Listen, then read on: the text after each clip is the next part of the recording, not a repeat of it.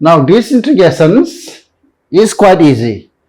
Don't try to solve by separating, means integration of tan inverse x plus integration of x upon 1 plus x squared. That might be somehow lengthy. Now here we have tan inverse x and then this associated with some plus 1 upon 1 plus x squared. So differentiation of tan inverse x is what we have, 1 upon 1 plus x squared. So now think, if check what is dy dx of x into tan inverse x. What is differentiation? Let's see.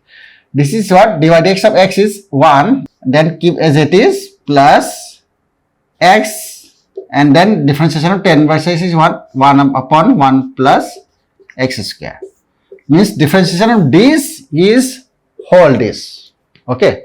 So what we can do, what I can do is this I can write is equals to, this is same as dy dx, difference dy dx of x into tan inverse x. So differentiation and integration gets cancelled. What we have, x into tan inverse x plus some constant. Okay. So this is the required answer for this.